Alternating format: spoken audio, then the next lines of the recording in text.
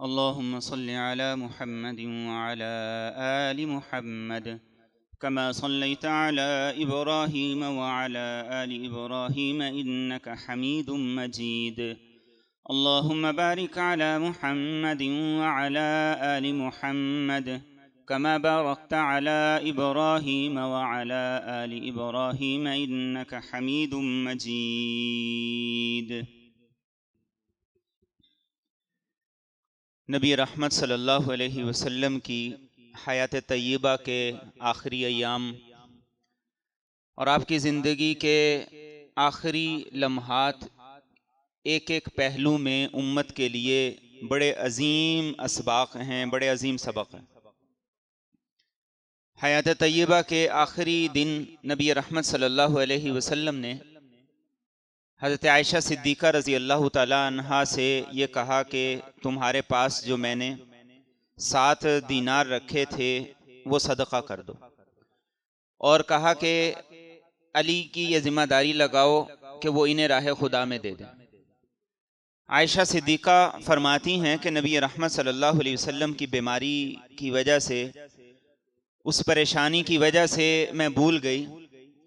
آپ کو کچھ دیر میں یاد آیا تو میں نے کہا کہ میں تو بھول گئی تھی، تو آپ نے وہ 7 دینار منگوائے، اور منگوانے کے بعد یہ کہنے لگے انہیں ہاتھوں میں لے کر کہ اگر یہ میرے گھر میں رہ گئے میں اللہ کی بارگاہ میں کیا جواب دوں گا۔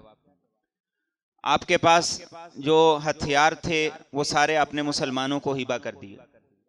آپ کے پاس غلام تھے، بعض روایات کے مطابق 30، بعض کے مطابق 40، آپ نے سارے کے سارے آزاد کر دیے، اور فرمایا کہ میں چاہتا ہوں میں اس حال میں اللہ کی بارگاہ میں جاؤں کہ میرے پاس ان میں سے کوئی چیز نہ ہو۔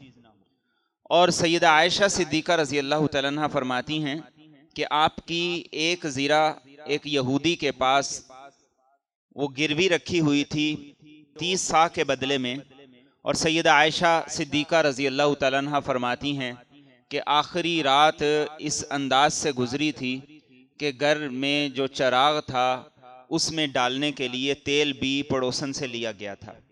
یہ نبی رحمت صلی اللہ علیہ وسلم کی حیات طیبہ کے جو آخری لمحات تھے، اس میں امت کو بس ایک ہی بات کا سبق تھا، اور وہ سبق یہ تھا کہ حلال اور حرام کے فرق کو نہ مٹا دینا۔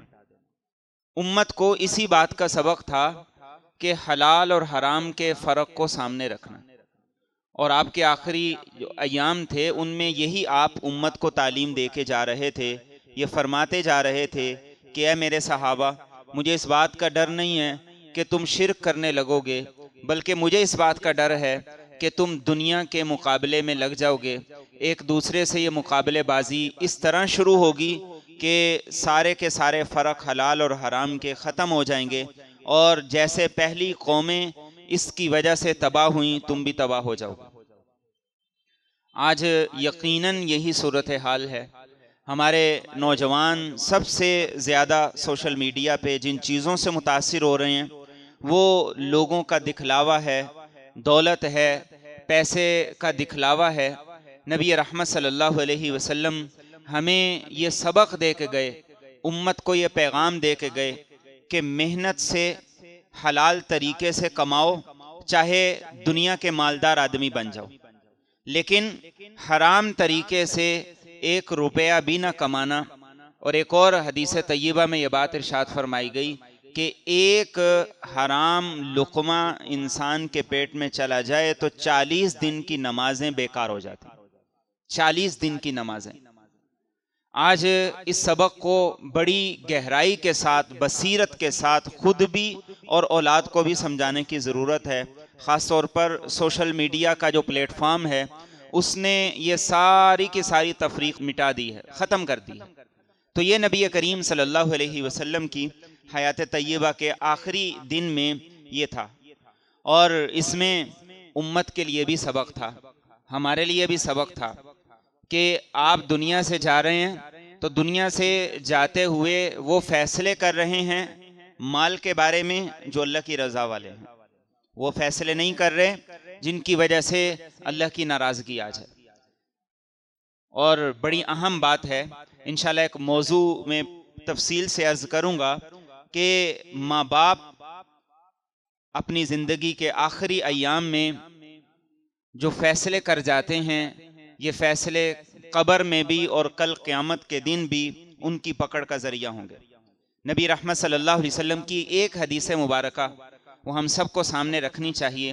آپ نے فرمایا کہ عبادت گزار، نیک اور اللہ سے ڈرنے والے وہ ماں باپ جنہوں نے 80 سال اللہ کی عبادت کی، اس کی اطاعت اور فرما برداری میں لگا دی۔ وراثت کے ایک غلط فیصلے کی وجہ سے اللہ ساری عبادتوں کو ضائع کر دیتا ہے۔ آج باپ کی سوچ یہ ہے کہ بیٹوں کو دے دیں، اور ماں کی سوچ یہ ہے جس نے خدمت کر دی اس کو دے دیں، یا جس کے ساتھ رہتی تھی اس کو دے دیں، یا ماں کی سوچ یہ ہے کہ یہ بیٹیوں کو دے دیں، اور وہ بھی تھوڑا بہت ہوتا، وگرنہ وہ تصور بھی نہیں ہے، وہ رواج بھی نہیں ہے کہ بیٹیوں کو دیا جائے۔ نبی رحمت صلی اللہ علیہ وسلم اس حوالے سے مجھے اور آپ کو خبردار کر کے جا رہے ہیں۔ اور پھر جس دن آپ کا انتقال ہوا، آپ دنیا سے پردہ فرما گئے، تو اس کے بعد کئی مسائل تھے۔ ان میں سب سے بڑا مسئلہ تو یہی تھا کہ صحابہ کرام اس غم اور اس پریشانی کو برداشت کرنے کے لیے اور اسے تسلیم کرنے کے لیے تیار نہیں تھے۔ جب عمر فاروق رضی اللہ تعالیٰ عنہ کو یہ کہا گیا کہ نبی رحمت دنیا سے پردہ فرما گئے ہیں، تو انہوں نے کہا کہ اللہ کی قسم ایسا نہیں ہو سکتا، آپ تو اللہ سے ملاقات کے لیے گئے ہیں جیسے موسیٰ علیہ السلام 40 دن کے لیے گئے تھے، اور کہا کہ آپ واپس آئیں گے اور جتنے منافقین ہیں ان سب کی گردنوں کو اڑا دیں گے۔ لیکن ان حالات میں جس نے تمام صحابہ کو، صحابہ کی جماعت کو سنبھالا، حوصلہ دیا اور ان کو صحیح راہ کی طرف متوجہ کیا، وہ صدیق اکبر رضی اللہ تعالیٰ عنہ تھے۔ اور چونکہ سوموار کا دن تھا اور یہ دن اسی پریشانی کے اندر گزر رہا تھا کہ مغرب کے قریب جب وقت ہوا تو یہ پتہ چلا کہ انصار کے لوگ ثقیفہ بنو ساعدہ میں جمع ہیں۔ یہ وہ باغیچہ ہے جو آج بھی مسجد نبوی کے احاطے کے قریب موجود ہے۔ وہ باغ ہے کہ جو مسلمانوں کی نشانی بھی ہے اور مسلمانوں کے عقیدے کی علامت بھی ہے۔ یہ ثقیفہ بنو ساعدہ وہ جگہ تھی جہاں انصار روٹین میں جمع ہوا کرتے تھے۔ خزرج کے لوگ سعد بن عبادہ کے پاس جمع تھے، وہ بیمار تھے، اور حضرت ابو بکر اور عمر فاروق کو یہ پتہ چلا کہ انصار وہاں پہ جمع ہے، اور وہ اس معاملے میں مشاورت کر رہے ہیں کہ اب امیر کون ہوگا، مسلمانوں کا خلیفہ کون ہوگا، اور مسلمانوں کی قیادت کس کے ہاتھ میں ہوگی۔ جب حضرت ابوبکر صدیق رضی اللہ تعالیٰ عنہ کو یہ پتہ چلا تو انہوں نے کہا کہ ہمیں ان کے پاس جانا چاہیے اور جا کے ہمیں اس مسئلے کو ہینڈل کرنا چاہیے، اس لیے کہ نبی رحمت صلی اللہ علیہ وسلم کی پوری حیات طیبہ اگر اسے دیکھا جائے تو یہ پتہ چلتا ہے کہ آپ نے یہاں تک ارشاد فرمایا تھا کہ 2 آدمی سفر پہ جائیں تو ایک آدمی کو امیر بنا لیں، 3 آدمی سفر پہ جائیں تو ایک آدمی کو امیر بنا لیں۔ کسی لشکر کو روانہ فرماتے تو بغیر ذمہ دار کے نہیں ہوتا تھا۔ کسی جہاد کے لیے آپ صحابہ کو روانہ کرتے تو ان کا سرپرست، ان کا بڑا، ان کا امیر ہوتا تھا، اس لیے کہ اس امیر کے بغیر، اس مرکزی کردار کے بغیر جماعت کو جوڑنا ممکن نہ تھا۔ اب ابو بکر صدیق رضی اللہ تعالیٰ عنہ، حضرت عمر فاروق اور ابو عبیدہ، یہ 3 لوگ مسجد نبوی سے نکلے ہیں، اور چند قدم کا فاصلہ ہے جہاں انصار کے لوگ جمع ہیں اور زیادہ قبیلہ خزرج کے لوگ تھے۔ سعد بن عبادہ درمیان میں ہیں اور ان میں یہ بات چل رہی ہے۔ راستے میں ایک انصاری ملے اور وہ انصاری کہنے لگے کہ انصار اپنا فیصلہ جو مرضی کریں، تم اپنا فیصلہ کر لو، وہ تو اپنا فیصلہ کر چکے ہیں۔ لیکن ابو بکر صدیق رضی اللہ تعالیٰ عنہ نے کہا ایسا کیسے ہو سکتا ہے؟ مسلمانوں کی جماعت میں اگر 2 امیر ہو جائیں گے تو اختلاف ہوگا، انتشار ہوگا، اور مسلمانوں کی جماعت میں اگر ایک دفعہ انہوں نے امیر منتخب کر لیا، اس کے بعد اس امیر کو معزول کرنے کے لیے یا اس امیر سے دستبرداری کا اعلان لینے کے لیے زیادہ مشکلات ہوں گی۔ تو آپ کے ساتھ 2 اور انصاری صحابی بھی ساتھ ہوئے اور ثقیفہ بنو ساعدہ میں پہنچے، یہ مغرب سے عشاء کے درمیان کا وقت تھا. انصار جمع تھے اور وہاں پہ بات ہو رہی تھی، اور بات یہ ہو رہی تھی کہ ہم نے نبی رحمت صلی اللہ علیہ وسلم کو یہاں پہ پناہ دی. غزوات میں جھنڈا ہمارے ہاتھ میں ہوا کرتا تھا، اس لیے اب ہم میں سے کوئی آدمی ایسا ہونا چاہیے جو امیر بنے، جو قیادت کرے، جو خلیفہ بنے. اور اس موقع پر انصار اپنی باتیں کر رہے تھے کہ ہماری جد و جہد کیا ہے، ہماری خدمات کیا ہیں. ابو بکر صدیق رضی اللہ تعالیٰ عنہ حضرت عمر فاروق رضی اللہ تعالیٰ عنہ کے بات کرنے سے پہلے آپ نے خطبہ ارشاد فرمایا، اور خطبہ ارشاد فرماتے ہوئے سب سے پہلے آپ نے انصار کی تعریف بیان کی اور کہا کہ نبی رحمت صلی اللہ علیہ وسلم نے انصار کے بڑے حقوق بتائے ہیں. آپ حیات طیبہ کے آخری ایام میں انصار کے حقوق کے حوالے سے ہمیں تاکید کر کے گئے ہیں، اور فرمایا کہ آپ یہ کہہ کے گئے تھے کہ اگر سارے لوگ ایک طرف چلیں، انصار دوسرے طرف چلیں، تو میں انصار کے ساتھ چلوں گا. اور پھر آپ نے انصار کی جو خدمات تھی ان کو سراہا، اور اس کے ساتھ ہی کہا کہ یہ بات درست ہے کہ تمہاری بڑی خدمات ہیں، لیکن نبی رحمت صلی اللہ علیہ وسلم مہاجرین میں سے تھے، اور آپ یہ فرما کے گئے تھے کہ آئندہ جو امیر ہوگا، جو خلیفہ ہوگا، جو نائب ہوگا، وہ قریش میں سے ہوگا، اور آپ بھی قریش میں سے تھے. اور اس طریقے سے امت کی وحدت بھی رہے گی کہ قریش کے علاوہ اگر کسی اور کو خلیفہ بنایا گیا، نامزد کر دیا گیا، تو عین ممکن ہے کہ وہ لوگ اس بات کو تسلیم ہی نہ کریں. اس پہ کچھ لوگوں نے کچھ باتیں کی، لیکن ابو بکر صدیق رضی اللہ تعالیٰ عنہ نے دوبارہ انہیں حکمت عملی کے ساتھ یہ بات سمجھائی. اور جب حضرت ابو بکر صدیق نے بات سمجھائی تو پھر ایک رائے انصار کی طرف سے یہ دی گئی کہ ایسا ہو کہ ایک ہم میں سے امیر ہو، ایک تم میں سے امیر ہو، بات برابر کی ہو جائے گی. ہماری بھی خدمات ہیں اور تمہاری بھی خدمات ہیں، تو ایک تم میں سے امیر ہو جائے. تو ابو بکر صدیق رضی اللہ تعالیٰ عنہ نے فرمایا کہ نہیں، ایسا نہیں ہو سکتا، دو امیر نہیں ہو سکتے، دو خلیفہ نہیں ہو سکتے.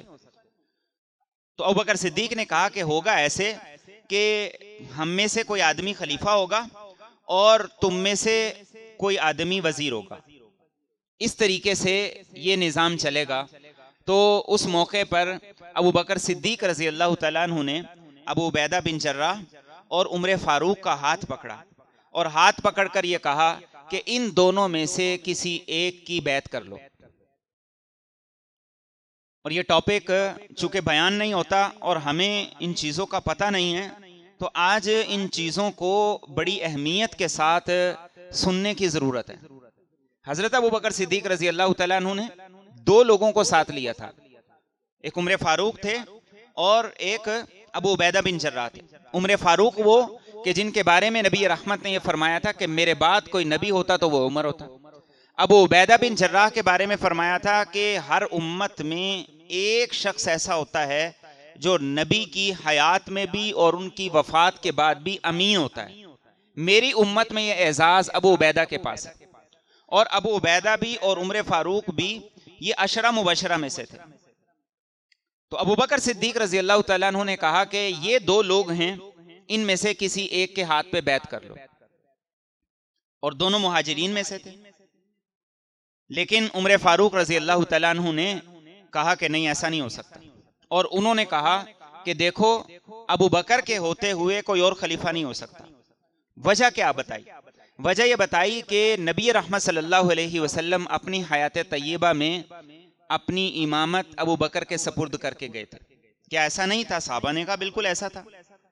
پھر انہوں نے کہا کہ بتاؤ، قرآن نے جو تذکرہ کیا ہے ثانی اثنین اذ ہما فی الغار اذ یقول لصاحبہ لا تحزن ان اللہ معنا، وہ سفر ہجرت، اس میں غار، اس میں یار، اور اس میں مصاحبت، اور اس میں دوستی، اور سارے کا سارا، کیا وہ ابو بکر کے بارے میں نہیں ہے؟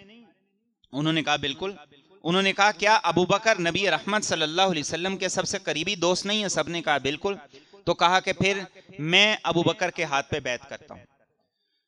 تو حضرت عمر بیعت کرتے اس سے پہلے ایک انصاری صحابی تھے بشر رضی اللہ تعالیٰ عنہ، وہ آگے بڑھے اور انہوں نے بیعت کر لی.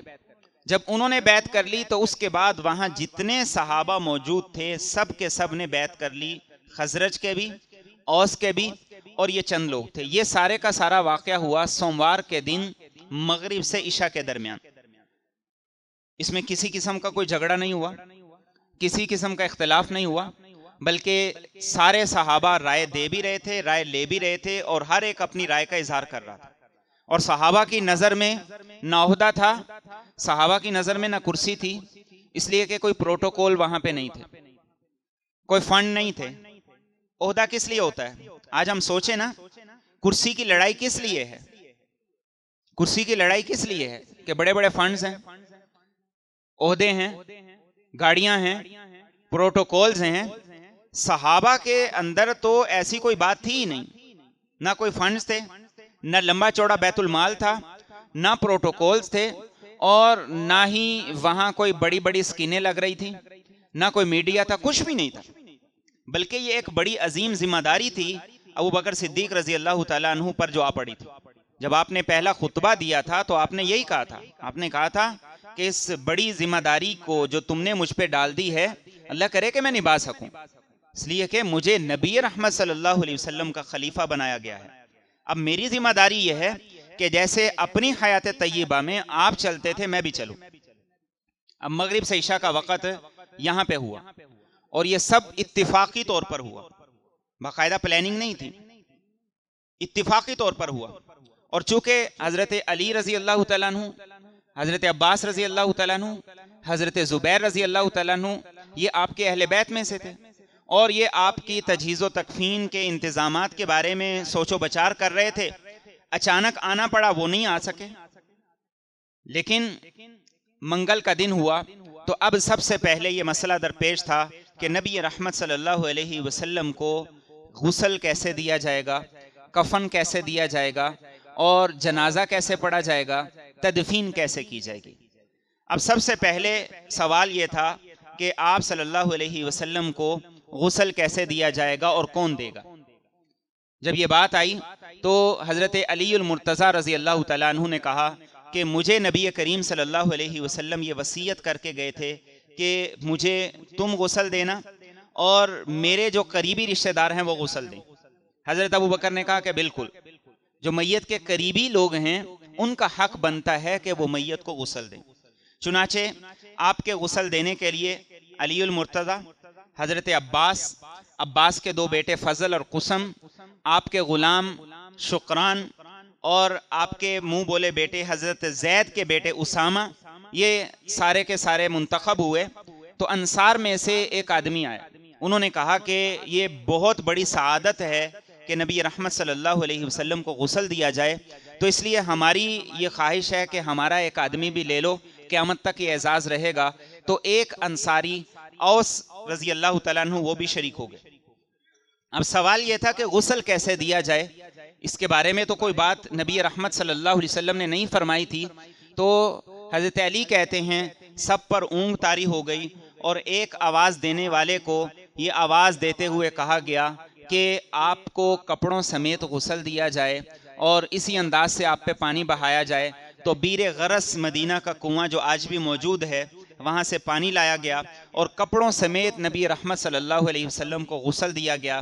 سیدنا علی رضی اللہ تعالیٰ عنہ فرماتے ہیں کہ نبی رحمت صلی اللہ علیہ وسلم کی وفات کے بعد بھی آپ کے جسم سے خوشبوئیں مہک رہی تھیں. تو میں نے کہا طبت حیًا و میتًا یا رسول اللہ, یا رسول اللہ, آپ کی حیات طیبہ میں بھی جس گلی سے آپ گزر جاتے تھے, گزرنے کے بعد خوشبو سے پتہ چلتا تھا آپ گزر کے گئے ہیں, آپ دنیا سے پردہ فرما گئے ہیں, اس کے باوجود بھی آپ کے مبارک جسم سے خوشبوئیں مہک رہی ہیں. آپ زندگی میں بھی مبارک تھے, آپ دنیا سے پردہ فرما جانے کے بعد بھی مبارک ہیں. اب اس کے بعد آپ صلی اللہ علیہ وسلم کو کفن دینے کا معاملہ تھا, تو ابوبکر صدیق رضی اللہ تعالیٰ عنہ سے پوچھا گیا, حضرت عائشہ سے پوچھا گیا, تو انہوں نے کہا نبی رحمت صلی اللہ علیہ وسلم نے کہا تھا ایک یہ میری چادر ہے, اس میں کفن دیا جائے, اور اس کے علاوہ 2 کپڑوں کا اور اضافہ کر لیا جائے. تو سحول ایک علاقہ تھا, وہاں کی بنی ہوئی 3 سفید چادروں میں نبی رحمت صلی اللہ علیہ وسلم کو کفن دیا گیا. اب کفن دینے کے بعد اگلا فیصلہ یہ تھا کہ اب نماز جنازہ کیسی پڑھی جائے اور کس انداز سے پڑھی جائے. اس لیے کہ نماز جنازہ پڑھی جاتی ہے میت کے لیے سفارش کے طور پر, دعائے مغفرت کے طور پر اللہ کی بارگاہ میں سب مل کر اس کی مغفرت کے لیے اللہ سے التجا کرتے ہیں۔ تو اب یہ جب سوال تھا تو نبی کریم صلی اللہ علیہ وسلم کی نماز جنازہ کیسے پڑھی جائے گی، تو یہ فیصلہ ہوا کہ نبی رحمت صلی اللہ علیہ وسلم یہ فرما کے گئے تھے کہ آپ نے فرمایا تھا کہ جب میں دنیا سے چلے جاؤں تو تم نے میری میت کو جنازہ گاہ کے اندر رکھنا ہے، میری میت کو حجرہ عائشہ کے اندر رکھنا ہے، اور سب سے پہلے میرے لیے دعائے مغفرت کرنے کے لیے آئیں گے، سب سے پہلے مجھ پہ درود و سلام پڑھنے کے لیے آئیں گے میرے دوست جبرائیل اور میکائیل۔ اور آپ نے فرمایا کہ اس کے بعد سارے صحابہ باری باری انفرادی طور پر آنا اور انفرادی طور پر آ کر مجھ پر صلاۃ و سلام پڑھنا۔ چنانچہ منگل کے دن صبح سے یہ تجہیز و تکفین کا سلسلہ شروع ہوا۔ حجرہ عائشہ میں نبی رحمت صلی اللہ علیہ وسلم کے جسد خاکی کو رکھ دیا گیا، اور اس انداز سے چند صحابہ، آپ نے دیکھا ہوگا نبی رحمت صلی اللہ علیہ وسلم پر جس جگہ پہ جا کے سلام پیش کیا جاتا ہے وہ چھوٹا سا ایک حجرہ ہے۔ اب اس میں چند صحابہ باری باری جاتے تھے، سب سے پہلے آپ کے اہل بیت، پھر اس کے بعد آپ کے قریبی صحابہ، چند صحابہ جاتے، کوئی امام نہیں تھا، سارے جا کے نبی رحمت صلی اللہ علیہ وسلم پہ درود و سلام پڑھتے اور واپس نکل آتے۔ منگل کا سارا دن اس انداز سے گزر گیا کہ صحابہ باری باری جاتے رہے اور نبی رحمت صلی اللہ علیہ وسلم پر نماز جنازہ پڑھتے رہے، لیکن کوئی امام نہیں تھا، جاتے درود و سلام پڑھتے اور واپس آ جاتے۔ روایات میں یہ ہے کہ 30,000 صحابہ کرام اس وقت جو مدینہ اور اس کے اطراف میں موجود تھے، انہوں نے اس انداز سے نبی رحمت صلی اللہ علیہ وسلم کی نماز جنازہ پڑھی۔ اب جب نماز جنازہ مکمل ہو گئی تو اب اگلا سوال یہ پیدا ہوا کہ نبی رحمت صلی اللہ علیہ وسلم کی تدفین کہاں ہوگی اور کس انداز سے ہوگی۔ تو ابو بکر صدیق رضی اللہ تعالیٰ عنہ نے کہا کہ میں نے نبی رحمت صلی اللہ علیہ وسلم سے یہ بات سنی تھی کہ جس جگہ پیغمبر کی وفات ہوتی ہے اسی جگہ ان کی تدفین ہوتی ہے، تو آپ کی وفات حجرہ عائشہ میں ہوئی تھی، لہٰذا تدفین بھی وہیں ہوگی۔ اب نماز جنازہ کے بعد حجرہ عائشہ میں، یہ بدھ کی رات تھی، یہ منگل اور بدھ کے درمیان کی جو رات تھی، یہ رات کا آخری پہر تھا یا رات کا درمیانی حصہ تھا، دونوں روایات ہیں۔ پھر اس جگہ پہ مبارک قبر کو کھودا گیا۔ اب قبر کھودنے کے لیے بھی دو طریقے تھے۔ ایک طریقہ یہ تھا کہ قبر بنائی جاتی تھی جیسے ہمارے ہاں قبر بنتی ہے صندوق کی طرح، کہ قبر بنتی ہے اور قبر کے درمیان میں ایک اور گڑھا بنا لیا جاتا ہے۔ لیکن ایک دوسرا طریقہ تھا جو مدینہ طیبہ میں چلتا تھا کہ قبر کھودی جاتی تھی اور قبر کھودنے کے بعد اس کے ایک جانب میں گڑھا کھودا جاتا تھا۔ اب اس کو لحدی قبر کہا جاتا تھا۔ تو اب کہا گیا کہ کون سی قبر کھودی جائے، کس طریقے سے کھودی جائے، تو عمر فاروق نے کہا کہ دو صحابہ ایسے ہیں جو قبر کھودتے ہیں، ایک ابو عبیدہ ہیں، ایک ابو طلحہ ہیں، دونوں کو پیغام بھیج دو کہ جو پہلے آ جائے اس انداز سے قبر کھود لی جائے۔ چنانچہ دونوں کو پیغام بھیجا گیا اور اتفاق ایسا ہوا کہ ابو طلحہ پہلے آ گئے، اور نبی رحمت صلی اللہ علیہ وسلم خود اسی بغلی قبر کو پسند فرماتے تھے، اللحد لنا والشق لغیرنا۔ آج بھی جنت البقیع کے اندر اسی انداز سے قبر کھودی جاتی ہے۔ تو ابو طلحہ نے آ کے آپ کی مبارک قبر کو کھودا، اور پھر نبی رحمت صلی اللہ علیہ وسلم کو مبارک قبر میں اتارنے کے لیے حضرت علی اترے، حضرت عباس کے صاحبزادے اترے، شقران اترے، اور نبی رحمت صلی اللہ علیہ وسلم کو مبارک قبر کے اندر اتارا گیا۔ اور شقران نے ایک چادر نیچے بچھائی تھی جو نبی رحمت صلی اللہ علیہ وسلم جب سواری پہ سوار ہوتے تھے تب آپ کے نیچے بچھائی جاتی تھی، لیکن اسے نکال دیا گیا۔ اور سب سے آخری صحابی مغیرہ بن شعبہ ہیں جو نبی رحمت صلی اللہ علیہ وسلم کی مبارک قبر میں اترے تھے، اور جب وہ مبارک قبر میں اترے آپ کے مبارک قدمین کو درست کرنے کے لیے، تو ان پر غم کی ایسی کیفیت تھی کہ صحابہ کو کہنے لگے کہ میرے اوپر بھی یہیں پہ مٹی ڈال دو، میں باہر نکلنا نہیں چاہتا۔ تو ان کو باہر نکالا گیا اور نبی رحمت صلی اللہ علیہ وسلم کی تدفین کی گئی۔ اور تدفین کے بعد بلال حبشی رضی اللہ تعالیٰ عنہ نے مشک سے پانی ڈالا، واپس ہو رہے تھے، حضرت فاطمہ کے گھر کے پاس سے گزر رہے تھے۔ انس کہتے ہیں میں گزرا تو فاطمہ کہنے لگیں اطابت نفوسکم ان تحسوا علی رسول اللہ التراب، انس بتاؤ تو صحیح کس دل کے ساتھ تم نے اپنے نبی پر مٹی ڈالی تھی، کس دل کے ساتھ اپنے نبی کی قبر پر تم نے مٹی ڈالی تھی۔ انس کہنے لگے کہ میری آنکھوں سے آنسو جاری ہو گئے، اور پھر سیدہ فاطمہ نے بڑا خوبصورت ایک شعر کہا اور اس میں اپنے درد اور غم کو بھی بیان کیا اور کہا ماذا علی من شم تراب احمدا، ماذا علی من شم تراب احمدا اللہ یشم مد الزمان غوالیہ صبت علی مصائب لو انہا صبت علی الایام سرنا لیالیہ۔ کہنے لگی کہ جس نے محمد صلی اللہ علیہ وسلم کی قبر کی مٹی کی خوشبو کو سونگھ لیا، وہ ساری زندگی کوئی خوشبو نہ بھی سونگے تو کوئی فرق نہ پڑے، اس لیے کہ اس سے بہتر خوشبو کوئی ہو ہی نہیں سکتی۔ پھر کہنے لگیں سیدہ فاطمہ سیدہ کائنات کہ اس ایک غم نے مجھ پر ایسے مصیبتوں کے پہاڑ گرا دیے ہیں کہ اگر رات پہ یہ مصیبت آتی تو وہ دن ہو جاتی، وہ دن کے اندر اس مصیبت کی وجہ سے بدل جاتی۔ اور نبی رحمت صلی اللہ علیہ وسلم کی اس وفات کا صدمہ ایسا گہرا تھا جو صرف صحابہ پر نہیں تھا۔ معاذ بن جبل رضی اللہ تعالیٰ عنہ یمن میں اللہ کے رسول نے بھیجا تھا، میں نے بتایا تھا آپ کو کہ اللہ کے رسول نے انہیں رخصت کرتے ہوئے کہا تھا کہ معاذ ایسا وقت آئے گا کہ تمہارا گزر میری قبر سے ہوگا، یہ اس مسجد سے ہوگا۔ تو معاذ زار و قطار رونے لگے تھے۔ اب انتقال ہو گیا، معاذ یمن صنعاء کے اندر ہیں اور سوئے ہوئے ہیں۔ کوئی خواب میں آیا اور کہا کہ معاذ زندگی کے مزے لوٹ رہے ہو، اللہ کے رسول تو دنیا سے چلے گئے ہیں۔ معاذ اٹھے گھبرائے ہوئے اور اپنے پاؤں میں جوتا بھی نہیں پہنا، لوگوں سے کہا کہ اللہ کے رسول دنیا سے چلے گئے ہیں، اور جوتا پہنے بغیر سواری پر آئے ہیں اور سواری مدینہ کی طرف دوڑا دی ہے۔ اب کچھ کھایا نہیں ہے، کچھ پیا نہیں ہے، مدینہ سے 80 کلومیٹر دور تھے۔ عمار بن یاسر ملے اور کہا کہ اللہ کے رسول تو دنیا سے چلے گئے۔ معاذ دوڑتے ہوئے آئے ہیں، اللہ کے رسول صلی اللہ علیہ وسلم کی مبارک قبر پہ آئے ہیں۔ تو سیدہ عائشہ صدیقہ رضی اللہ تعالیٰ عنہ کہنے لگی کہ معاذ کہ کاش کہ تم اللہ کے رسول کو زندگی میں ایک دفعہ دیکھ لیتے تو تمہارے دل میں یہ خواہش ہوتی کہ آج کی اس ملاقات کے بدلے میں ساری دنیا بھی مل جائے تو اس ساری دنیا کا کوئی بدل نہیں ہو سکتا۔ معاذ اللہ کے رسول کی قبر پر آئے اور زار و قطار رونے لگے اور کہنے لگے یا رسول اللہ مجھے تو پتہ چل گیا تھا کہ آپ سے میری ملاقات نہیں ہوگی، لیکن آپ کا حکم آپ کی ملاقات سے بڑھ کے تھا، آپ سے ملاقات سے زیادہ اہم یہ تھا کہ آپ جو حکم دے کے گئے ہیں میں اس کی تعمیل کروں۔ یہ آپ کی وفات کا عالم تھا جو صحابہ پہ تھا۔ بلال حبشی رضی اللہ تعالیٰ عنہ اذان دینے کے لیے کھڑے ہوئے اور فجر کی اذان کا وقت تھا، آپ کی تدفین ہو چکی تھی۔ جب اشہد ان محمد رسول اللہ پہ پہنچے تو بلال کی آنکھوں سے آنسو جاری ہو گئے۔ مدینہ طیبہ میں کوہرام مچ گیا کہ آخر وہ دن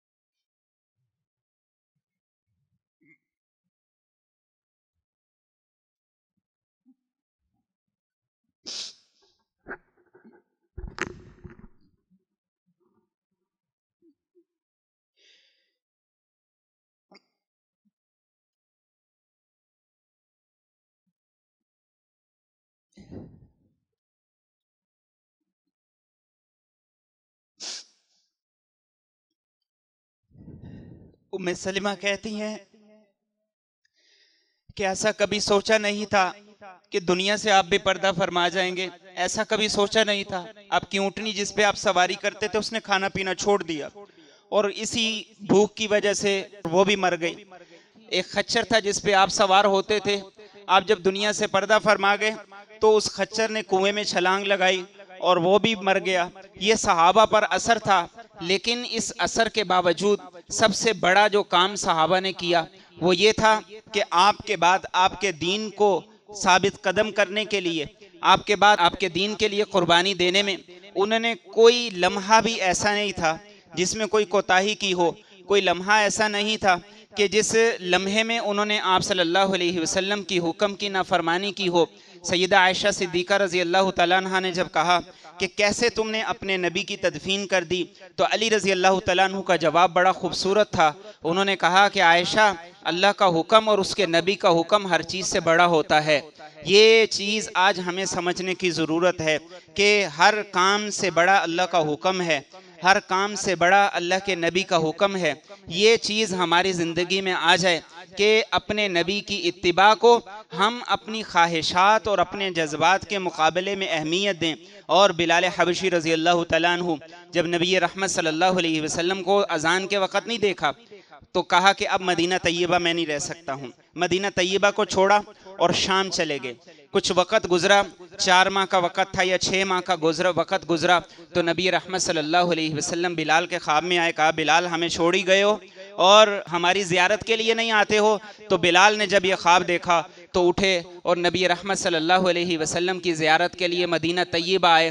جب مدینہ طیبہ آئے تو آپ کو نہ پایا تو صحابہ نے کہا کہ بلال وہ اذان تو دے دو جو نبی رحمت کے دور میں دیا کرتے تھے۔ بلال کہنے لگے کہ میں نے نیت کر لی تھی کہ جب ہمارے نبی ہوتے تھے میں اذان دیتا تھا تو اشہد ان محمد الرسول اللہ کے ساتھ آپ کے چہرے کا دیدار ہوتا تھا۔ جب اذان مکمل ہوتی تھی تو میں ہی جا کے کہتا تھا یا رسول اللہ نماز کا وقت ہو چکا ہے، تشریف لے آئیے، تو اب میں اذان نہیں دوں گا۔ تو صحابہ نے کہا کہ بلال تو مان نہیں رہے، سب سے بڑی سفارش یہاں ہونی چاہیے، تو انہوں نے حسن اور حسین کو کہا کہ تم جاؤ اور بلال سے جا کے سفارش کرو۔ یہ وہ 2 بڑی سفارشیں تھیں کہ صحابہ میں اس سے بڑی کوئی سفارشیں نہیں تھی۔ وہ بلال کے پاس آئے اور بلال کو آ کر کہا کہ بلال آج ہماری سفارش ہے، تمہیں اذان دینی پڑے گی۔ تو بلال نے یہ 6 مہینے کے بعد مسجد نبوی میں اذان دی اور اشہد ان محمد الرسول اللہ کی وہ جب صدائیں تھی تو مدینہ طیبہ میں گویا کہ وہ غم دوبارہ تازہ ہو گیا کہ جیسے نبی رحمت صلی اللہ علیہ وسلم کی حیات طیبہ میں وہ اذان ہوا کرتی تھی۔ اس کے بعد سیدہ عائشہ صدیقہ رضی اللہ تعالیٰ عنہ فرماتی ہیں کہ میں نے جو خواب دیکھا تھا وہ خواب آج پورا ہو گیا تھا۔ وہ خواب کیا دیکھا تھا؟ میں نے خواب یہ دیکھا تھا ایک دفعہ کہ میرے حجرے کے اندر چاند کے 3 ٹکڑے ہو گئے ہیں اور وہ تینوں کے تینوں میرے حجرے میں آ کے گرے ہیں۔ جب نبی رحمت صلی اللہ علیہ وسلم سے اس خواب کا ذکر کیا گیا تھا تو آپ نے کہا تھا اس روئے زمین پر جو سب سے بہترین 3 شخصیات ہیں وہ تمہارے حجرے میں دفن کی جائیں گی۔ جب آپ کا انتقال ہوا، آپ کی تدفین ہو گئی، تو ابو بکر صدیق رضی اللہ تعالیٰ عنہ آئے اور کہا کہ دیکھا وہ خواب جو تم نے دیکھا تھا ان میں سے ایک چاند کا ٹکڑا تمہارے حجرے میں آ گیا ہے، 2 ٹکڑے اور تمہارے حجرے کے اندر آئیں گے اور یقیناً وہ سب سے بہترین ہوں گے۔ اور پھر بعد میں ابو بکر صدیق رضی اللہ تعالیٰ عنہ کی اس حجرے میں تدفین ہوئی، پھر عمر فاروق رضی اللہ تعالیٰ عنہ کی اس حجرے میں تدفین ہوئی، اور یہ نبی رحمت صلی اللہ علیہ وسلم کی طرف سے مہر ثبت تھی، مہر تصدیق تھی کہ روئے زمین پر سب سے بہترین جو شخصیات ہیں وہ نبی رحمت صلی اللہ علیہ وسلم، اس کے بعد امام الصدیقین صدیق اکبر رضی اللہ تعالیٰ عنہ، امام العادلین عمر فاروق رضی اللہ تعالیٰ عنہ، اور یہی ہمارے عقیدے کی اساس بھی ہے، یہی ہمارے عقیدے کی بنیاد بھی ہے کہ آپ کے بعد خلیفہ بلا فصل ابو بکر ہیں، ان کے بعد عمر فاروق ہیں، ان کے بعد عثمان غنی ہیں، ان کے بعد علی المرتضیٰ ہیں، اور ان کے بعد 6 مہینے کا وقت ہے جو سیدنا حسن رضی اللہ تعالیٰ عنہ کی ہے۔ یہ خلافت راشدہ ہے، اور اس کو آپ نے فرمایا تھا کہ میری سنت اور میرے خلفائے راشدین کی سنت کو لازم پکڑنا۔ اللہ ہمیں عمل کرنے کی توفیق عطا فرمائے۔